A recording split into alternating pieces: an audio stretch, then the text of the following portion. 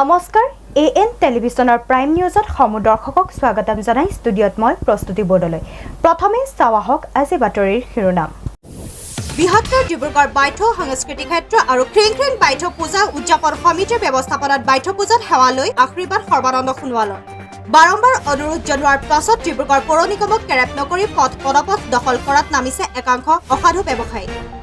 Nandalal Borgohain city মহাবিদ্যালয়ৰ বাৰ্ষিক ক্ৰীড়া সপ্তাহৰ সাংস্কৃতিক শোভাযাত্ৰাত জাতি জনগোষ্ঠীৰ নৃত্য গীতেৰে মুখৰ হৈ পৰে ডিব্ৰুগড়ৰ ৰাজপথ বিহপুৰীয়াত কৃষক মুক্তি ছাত্ৰ মুক্তি সংগ্ৰাম সমিতি বীৰ লাচিত সেনা অসম আৰু বহুকেইটা দলৰ যৌথ উদ্যোগত কাহ বাতিলৰ দাবীত প্ৰতিবাদ সাব্যস্ত এতিয়া বিতং বাতৰি ডিব্ৰুগড়ৰ একাংশ অসাধু ব্যৱসায়ী ময়মতালি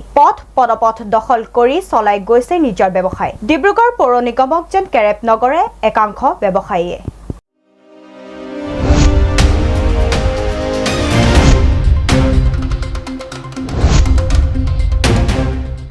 ডিব্ৰুগড়ৰ পথ আৰু পদপথ দখল কৰাত নামিছে একাংশ অসাধু ব্যৱসায়ীয়ে পথচাৰীৰ বাবে যেন বাট নোহোৱা হৈছে খোজ কাঢ়িবলৈ এই দৃশ্যত ডিব্ৰুগড়ৰ মাৰুৱাৰী পট্টিৰ হোটেল লিটিল পেলেচৰ সমীপৰ কোনোবাই যদি পথৰ ওপৰত গাড়ীৰ গেৰেজ খুলিছে আন কোনোবাই পথৰ ওপৰতে বছৰ বছৰ ধৰি গাড়ী কিনা বেচাৰ ব্যৱসায় কৰি আহিছে ডিব্ৰুগড়ৰ পৌৰ নিগমক যেন কেৰেপ নকৰে এইসকল ব্যৱসায়ীয়ে পথ আৰু পদপথ দখল নকৰিবলৈ পৌৰ নিগমৰ তৰফৰ পৰা বাৰম্বাৰ অনুৰোধ জনোৱাৰ পাছতো যেন বুঢ়া আঙুলি দেখুৱাইছে এইসকল ব্যৱসায়ীয়ে এতিয়া লক্ষণীয় হ'ব অনাগত দিনত ডিব্ৰুগড় পৌৰ নিগমে এইসকলৰ ওপৰত কি ব্যৱস্থা লয়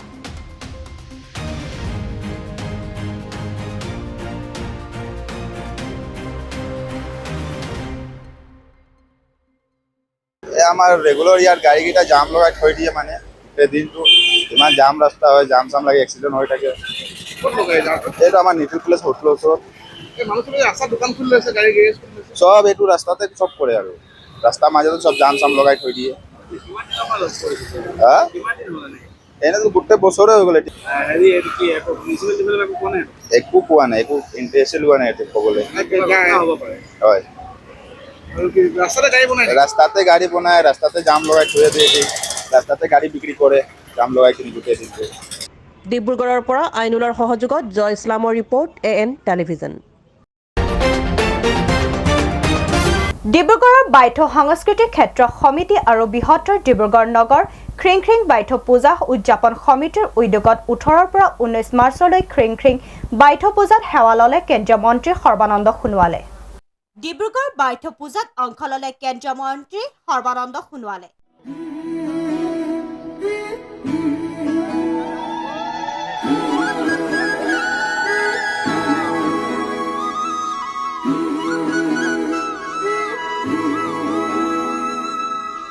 সোণোৱাল কছাৰী মোৰ সোণোৱালী মন অসমীয়া জাতি তোৰে এটি মিঠা কণ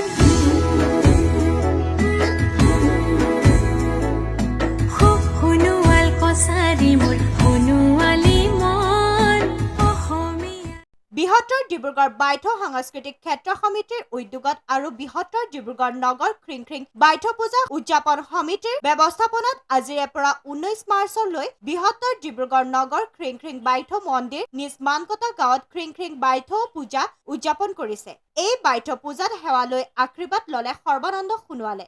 আমি আজি খ্ৰিংখ্ৰিং বাইথৰ দেৱতাৰ ওচৰত আজি আমি বন্তি এগছ জ্বলাই আমি তেখেতক স্মৰণ কৰিছোঁ আৰু যথেষ্ট মানুহ আহি ৰাতিপুৱা 8টা বজাৰ পৰা আমাৰ মন্দিৰ খোলাৰ পাছৰ পৰাই যথেষ্ট ভক্ত আহি আমাৰ অতি গ'ল ইভিন চেণ্ট্ৰেল কমিটিৰ বন্দৰ এণ্ড জাহাজৰ মন্ত্ৰী সৰ্বানন্দ সোণোৱালো আহি ইয়াতে তেখেতে চাকি জ্বলাই গুচি গ'ল তেখেতে খ্ৰিংখ্ৰিং বাইথৰ মন্দিৰৰ সেৱা লৈ গুচি গৈছে যথেষ্ট মানুহৰ উপস্থিত আছিল তেখেত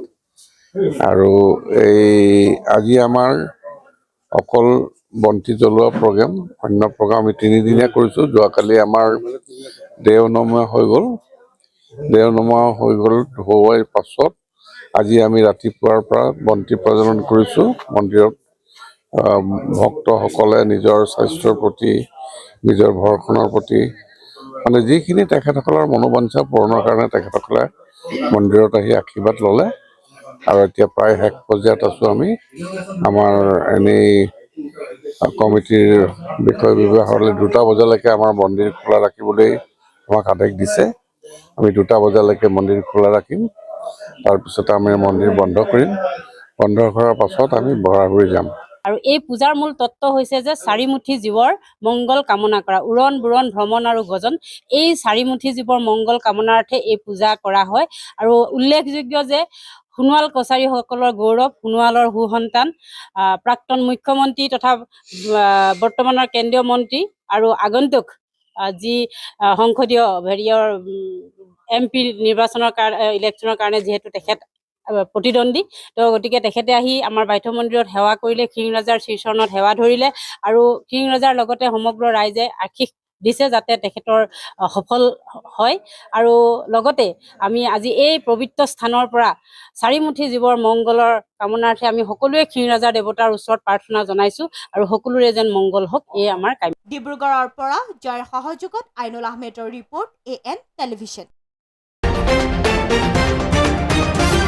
নন্দলাল বৰগোহাঁই চিটি মহাবিদ্যালয়ৰ ছাত্ৰ একতা সভা 2023-24 বৰ্ষৰ উদ্যোগত আৰু সমূহ চিটিয়ানৰ সহযোগত মহাবিদ্যালয় সপ্তাহ উপলক্ষে আজি ওলোৱা বৰ্ণাঢ্য সাংস্কৃতিক শোভাযাত্ৰাই মহাচন্ন কৰিলে ডিব্ৰুগড়বাসীক। বিভিন্ন জাতি জনগোষ্ঠীৰ নৃত্য গীতেৰে মুখৰ হৈ পৰে ডিব্ৰুগড়ৰ ৰাজপথ।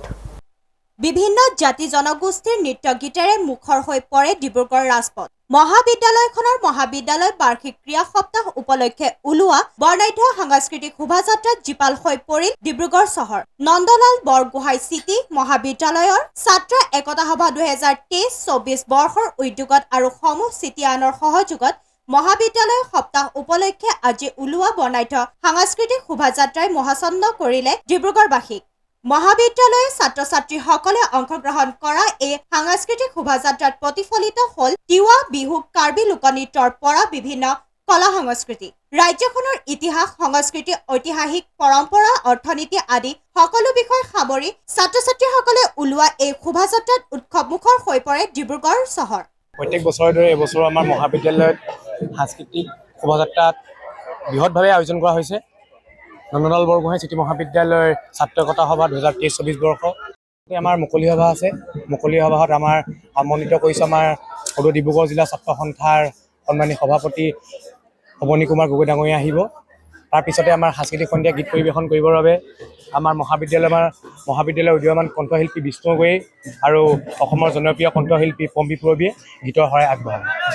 আজি মহাবিদ্যালয়ৰ ছাত্ৰ একতা সভাৰ উদ্যোগত আমাৰ 13 তাৰিখৰ পৰা 18 তাৰিখলৈকে মহাবিদ্যালয় সপ্তাহ ছাত্ৰ একতা সভাই আয়োজন কৰিছে। আজি অন্তিম দিনত তেওঁলোকে বৰ্ণাঢ্য শোভাযাত্ৰা আয়োজন কৰিছে। বিভিন্ন জনগোষ্ঠীৰ নৃত্য তেওঁলোকে আয়োজন কৰিছে। মই আশা ৰাখিছোঁ এই শোভাযাত্ৰা যথেষ্ট ছাকচেছ হৈছে। ইয়াৰ উপৰি আমাৰ মুকলি সভা আছে। মুকলি সভাত আমাৰ স্থানীয় শিল্পীসকলে গীত প্ৰদৰ্শন কৰিব আৰু মই ছাত্ৰ একতা সভাক ধন্যবাদ জ্ঞাপন কৰিছোঁ, কাৰণ তেওঁলোকে খুব সুন্দৰভাৱে আজি এই কাৰ্যসূচীটো পালন কৰিছে। ডিব্ৰুগড়ৰ পৰা জয়ৰ সহযোগত আইনুল আহমেদৰ ৰিপৰ্ট, AN টেলিভিছন। এতিয়া লৈছোঁ খন্তেক বিৰতিৰ পাছত পুনৰ আহি আছোঁ বাতৰিৰ মাজলৈ।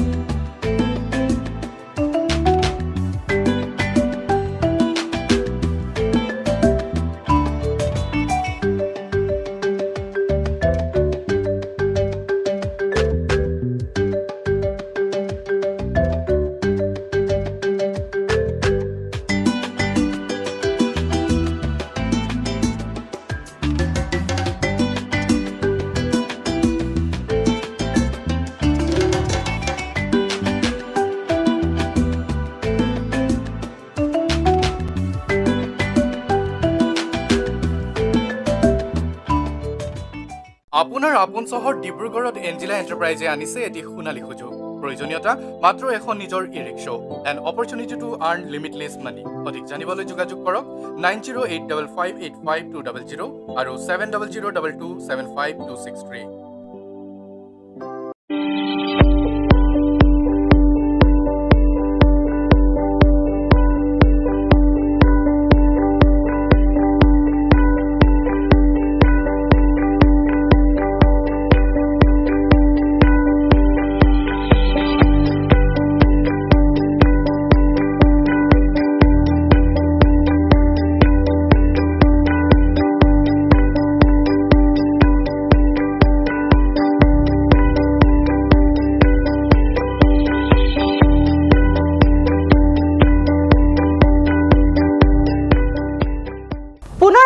বাতৰিৰ মাজলৈ বাণীপুৰৰ মইনা পাৰিজাত প্ৰেক্ষাগৃহত অনুষ্ঠিত বিশাল নিৰ্বাচনী সভাত অংশগ্ৰহণ তথা উষ্ম আদৰণি বিজেপিৰ প্ৰাৰ্থী তথা কেন্দ্ৰীয় মন্ত্ৰী সৰ্বানন্দ সোণোৱালৰ উক্ত সভাত জিলা বিজেপিৰ সভাপতি উজ্জ্বল কাশ্যপ পৌৰ নিগমৰ মেয়ৰ ডাক্তৰ সৈকত পাত্ৰ অসম পৰ্যটন উন্নয়নৰ নিগমৰ অধ্যক্ষ ঋতুপৰ্ণ বৰুৱা গেছ কোম্পানীৰ অধ্যক্ষ ইন্দ্ৰ গগৈকে আদি কৰি বহুতো নেতা কৰ্মীৰ লগতে সহস্ৰাধিক ৰাইজ উপস্থিত থাকে ডিব্ৰুগড়ত কেন্দ্ৰীয় মন্ত্ৰী সৰ্বানন্দ সোণোৱালৰ নিৰ্বাচনী প্ৰচাৰ সভা বাণীপুৰৰ মইনা পাৰিজাতৰ প্ৰেক্ষাগৃহত অনুষ্ঠিত বিশাল নিৰ্বাচনী সভাত অংশগ্ৰহণ বিজেপি প্ৰাৰ্থী তথা কেন্দ্ৰীয় মন্ত্ৰী সৰ্বানন্দ সোণোৱালৰ ভাৰতবৰ্ষত 400ৰো অধিক আসন পাই তৃতীয়বাৰলৈ নৰেন্দ্ৰ মোদী দেশৰ প্ৰধানমন্ত্ৰী হ'ব বুলি দাবী নৰেন্দ্ৰ মোদীৰ বলিষ্ঠ নেতৃত্বত উন্নয়নৰ পৰিৱেশ সৃষ্টি হোৱা বুলি মন্তব্য সৰ্বানন্দ সোণোৱালৰ ডিব্ৰুগড়ৰ মইনা পাৰিজাতত উষ্ম আদৰণি বিজেপি লোকসভা প্ৰাৰ্থী সৰ্বানন্দ সোণোৱালক ডিব্ৰুগড় পূব পশ্চিম আৰু মধ্য মণ্ডল বিজেপিৰ উদ্যোগত অনুষ্ঠিত সভাত প্ৰায় 20 জনতকৈও ৰাষ্ট্ৰীয় আন্তঃৰাষ্ট্ৰীয় পৰ্যায়ৰ খেলুৱৈৰ যোগদান বিজেপিত ইফালে বিধায়ক প্ৰশান্ত ফুকনে বিহু গীত গাই আমোদ দিলে নিৰ্বাচনী সভাত উপস্থিত দৰ্শকক সভাত জিলা বিজেপিৰ সভাপতি উজ্জ্বল কাশ্যপ পৌৰ নিগমৰ মেয়ৰ ডাক্তৰ সৈকত পাত্ৰ অসম পৰ্যটন উন্নয়ন নিগমৰ অধ্যক্ষ ঋতুপৰ্ণ বৰুৱা গেছ কোম্পানীৰ অধ্যক্ষ ইন্দ্ৰ গগৈকে ধৰি বহু গণ্যমান্য ব্যক্তি উপস্থিত থাকে বহু ৰাষ্ট্ৰীয় আন্তঃৰাষ্ট্ৰীয় বঁটাপ্ৰাপ্ত খেলুৱৈ ভাৰতীয় জনতা পাৰ্টীৰ প্ৰতি আস্থা প্ৰকাশ কৰি তেখেতসকলে স্বতঃস্ফূৰ্তভাৱে যোগদান কৰিছে মই তেখেতসকলক স্বাগতম জনাইছোঁ আৰু এই যোগদানে এই কথাটো প্ৰমাণ কৰিব যে দেশ শক্তিশালী হৈছে খেলুৱৈ যেতিয়া আহিছে তাৰমানে মোদী ডাঙৰীয়াৰ নেতৃত্বত দেশ শক্তিশালী হৈছে পৃথিৱীৰ বুকুত শক্তিশালী হৈছে এতিয়া উন্নত ৰাষ্ট্ৰবিলাকেও ভাৰতবৰ্ষৰ এই যিটো যাত্ৰা বিকাশ যাত্ৰাক দেখি যথেষ্ট চিন্তিত হৈছে গতিকে এইখন ভাৰতবৰ্ষ এতিয়া কোনো ৰাখিব নোৱাৰে আগন্তুক দিনত দ্বিতীয়বাৰৰ বাবে নৰেন্দ্ৰ মোদী ডাঙৰীয়া ভাৰতবৰ্ষৰ প্ৰধানমন্ত্ৰী হ'ব আৰু আমাৰ বিকাশ যাত্ৰা ক্ষিপ্ৰ ৰূপ ধাৰণ কৰিব আৰু ভাৰতবৰ্ষৰ 140 কোটি জনগণে এই যাত্ৰাৰ অংশীদাৰ হ'ব আৰু ভাৰতবৰ্ষৰ প্ৰতিগৰাকী নাগৰিক তেখেতসকলৰ শক্তি বৃদ্ধি হ'ব স্বাৱলম্বী হ'ব আৰু দেশ আত্মনিৰ্ভৰ ভাৰত হিচাপে নিজৰ পৰিচয় দাঙি দিবলৈ সক্ষম আমাৰ ভাৰতীয় জনতাৰ প্ৰতি আকৰ্ষিত হৈ নৰেন্দ্ৰ মোদীদেৱৰ প্ৰতি আমাৰ হিমন্ত বিশ্ব শৰ্মাৰ প্ৰতি সকলোৰে প্ৰতি আকৰ্ষিত হৈ আজি আমাৰ ইয়াত প্ৰায় 300তকৈ ওপৰ ৰাষ্ট্ৰীয় আন্তঃৰাষ্ট্ৰীয় ৰাজ্যিক কমিটিৰ খেলুৱৈ আৰু লগতে আমাৰ স্থানীয় খেলুৱৈসকলেও প্ৰায় জইন কৰিছে যাতে আমি আমাৰ দেশত যিহেতু নৰেন্দ্ৰ মোদীদেৱে যিখিনি কাম কৰিছে আপোনালোকে দেখিছেই লগতে অসমত যি হিমন্ত বিশ্ব শৰ্মাদেৱৰ যিখিনি কাম কৰিছে সেই সকলোৰে প্ৰতি আকৰ্ষিত হৈছে আৰু আমি আশা কৰিছোঁ আজি যেনেধৰণে যোগদান কাৰ্যসূচী হৈছে আগন্তুক দিনসমূহত আপোনালোকে দেখিব যে অসমৰ প্ৰত্যেকটা চুকে কোণে যিহেতু আমাৰ ভাৰতীয় জনতা পাৰ্টীৰ প্ৰতি আকৰ্ষিত হৈ সকলোৱে সহযোগ কৰিছে জইন কৰিছে আৰু জইন কৰিয়ে থাকিব ভাৰতীয় জনতা পাৰ্টীৰ নীতি আদৰ্শ নৰেন্দ্ৰ মোদী ডাঙৰীয়াৰ নেতৃত্বত যি কেন্দ্ৰীয় চৰকাৰ মিত্ৰ দলৰ তাৰ প্ৰতি আস্থা আৰু বিশ্বাস তাৰ উপৰিও অসমৰ নয়নৰ মণি সৰ্বানন্দ সোণোৱাল ডাঙৰীয়াৰ প্ৰতি মৰম আৰু বিশ্বাস জনাই আজি এই অঞ্চলৰ ডিব্ৰুগড় বিধানসভা সমষ্টিৰ অন্তৰ্গত অন্তঃৰাষ্ট্ৰীয় ৰাষ্ট্ৰীয় আৰু ৰাজ্যিক পৰ্যায়ৰ বঁটাপ্ৰাপ্ত অসমৰ বাবে সুনাম কঢ়িয়াই অনা প্ৰবীণ নবীন খেলুৱৈসকলে আজি স্ব-ইচ্ছাৰে তেওঁলোকে আজি যোগদান কৰিছে ভৱিষ্যতে খেল জগতখনৰ প্ৰতিও কিবা এটা নিশ্চয় আশা কৰি তেওঁলোক যোগদান কৰিছে বিশ্বাস ৰাখি সৰ্বানন্দ সোণোৱালৰ প্ৰতি গতিকে আমি সকলোকে আপোনালোকৰ নিউজ চেনেলৰ যোগেদি সকলো আজি যোগদান কৰা প্ৰায় 3 শতাধিক আমাৰ ব্যক্তিয়ে যোগদান কৰিছে তেখেতসকলক আপোনালোকৰ নিউজ চেনেলৰ যোগেদি আমি ধন্যবাদ জ্ঞাপন কৰিছোঁ পুনৰ শ্ৰদ্ধা জ্ঞাপন কৰিছোঁ ধন্যবাদ ডিব্ৰুগড়ৰ পৰা জয় সহযোগত আইনুল আহমেদৰ ৰিপৰ্ট AN টেলিভিছন ৰাজ্যৰ বিভিন্ন প্ৰান্তৰ লগতে বিহপুৰীয়াত কৃষক মুক্তি ছাত্ৰ মুক্তি সংগ্ৰাম সমিতি বীৰ লাচিত সেনা অসম সচেতন যুৱ উন্নয়ন মঞ্চ আৰু ৰাজ্যৰ দলৰ যৌথ উদ্যোগত কা বাতিলৰ দাবীত প্ৰতিবাদী কাৰ্যসূচী ৰূপায়ণ কৰে লখিমপুৰৰ বিহপুৰীয়াত কা বাতিলৰ দাবীত প্ৰতিবাদ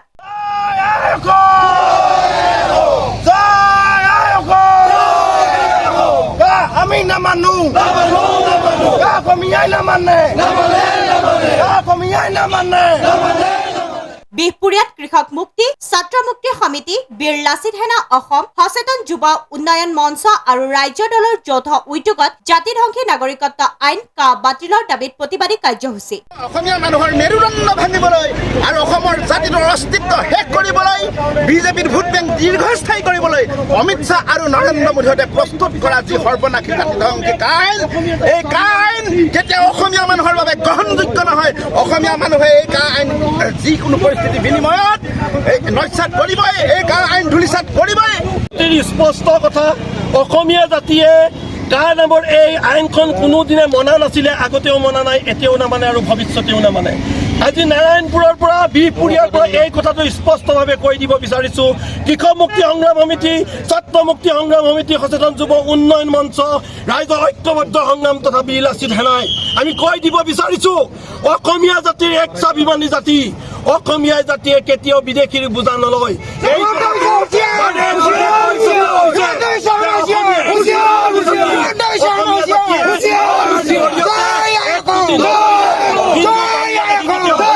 দিবলৈ নিদিয়ে 1,90,00,000 অবৈধ হিন্দু বাংলাদেশী বোজা অসমে কেতিয়াও বোজা নলয় আগতে যি লৈছিল ককাই ভাই দৰে লৈছিল 1971 চনৰ 25 মাৰ্চৰ ভিতৰত এতিয়া বিজেপি চৰকাৰে অমিত শ্বাহ নৰেন্দ্ৰ মোদীয়ে হিমন্ত বিশ্ব শৰ্মা সৰ্বানন্দ সোণোৱালৰ চৰকাৰে জোৰ জবৰদস্তি আইনখন বলবৎ কৰি অসমীয়া জাতিৰ আই মাতৃৰ মুখৰ ভাষা নিশেষ কৰিব বিচাৰিছে যেনেকৈ ত্ৰিপুৰাত ত্ৰিপুৰী ভাষা নিশেষ কৰিছে ঠিক তেনেকৈ অসমত অসমীয়া ভাষা নিশেষ কৰিবলৈ যিটো ষড়যন্ত্ৰ কৰিছে তাক আমি অসমীয়া জাতিয়ে ওপৰাই দিম এই কথাটো স্পষ্ট থকা ব্যুৰো ৰিপৰ্ট AN টেলিভিছন ৰাজ্যত লোকসভা নিৰ্বাচনক লৈ প্ৰচাৰ তুংগত সমষ্টি দলক লৈ তৎপৰ বিৰোধী শাসক দল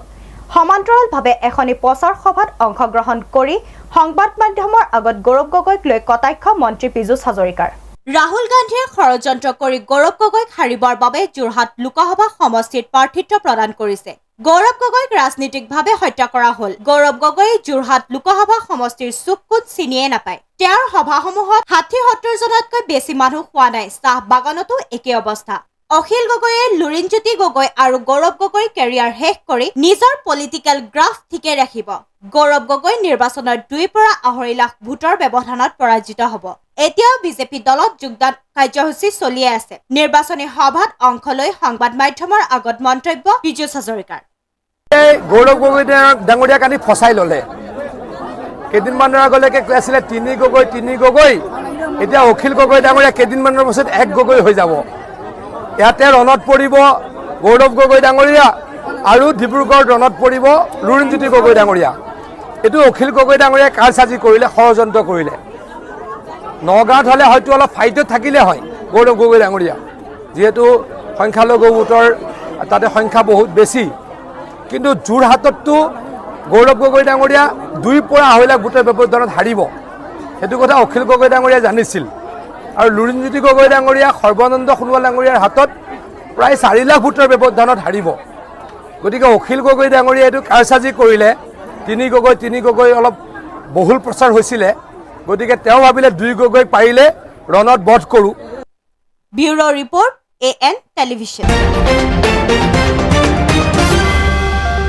নগাঁৱত বৈদ্যুতিক মিটাৰ সংযোগৰ বাবে টকা উৎকোচ লৈ দুৰ্নীতি নিবাৰক শাখাৰ জালত পৰে APDCLৰ কৰ্মচাৰী নন্দ হাজৰিকা নগাঁৱত এবাৰ হাত দাঙিলে APDCLৰ কৰ্মীয়ে নগাঁৱত বৈদ্যুতিক মিটাৰ সংযোগৰ বাবে টকা উৎকোচ লৈ দুৰ্নীতি নিবাৰক শাখাৰ জালত পৰে এগৰাকী APDCLৰ কৰ্মচাৰী নন্দ হাজৰিকা এজন ই-ৰিক্সা চালকৰ পৰা উৎকোচ বিচাৰিছিল এগৰাকী ঘুষখোৰ নন্দ হাজৰিকাই নন্দদাক ধৰাইছে এই ল'ৰাটোক নন্দদাই ইয়াত আহি পেলাই ফোন মাৰিছে ফোন মাৰাৰ পিছত ল'ৰাটোক কৈছে মই আহি আছোঁ অলপ পিছত এই ল'ৰাটোৰ গাড়ীত 2টা মানুহ আহিছে আৰু বেলেগ গাড়ী ক'ৰবাত ৰখাই থৈ মানুহকেইটা আহিছে অহাৰ পিছত নন্দদাক যেতিয়া টকা দিলে তেতিয়া নন্দদাক থাপ মাৰি ধৰিলে মানে টমটমৰ মানুহটোৱে প্ৰথম টকাটো দি লৈছে টকাটো দি লৈছে দিয়াৰ পিছতে থাপ মাৰি ধৰিছে কিমান টকা আছিলে কিবা কৈছে নেকি নাই হিচাপ কৰিব পৰা নাই খালি টকাটো লৈছে আৰু ধৰিছে ব্যুৰো ৰিপৰ্ট AN টেলিভিছন এতিয়া লৈছো খন্তেক বিৰতিৰ পাছত পুনৰ আহি আছো বাতৰিৰ মাজলৈ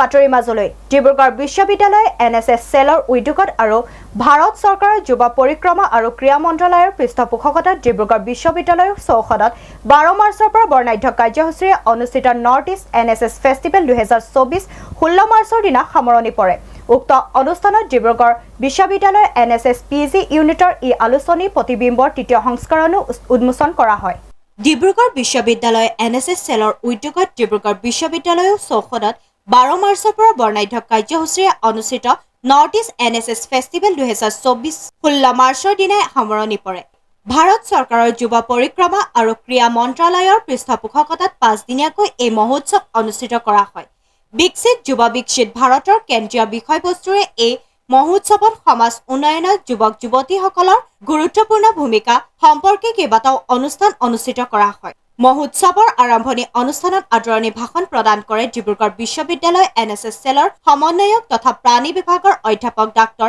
ডেভিড কাৰ্লঙে।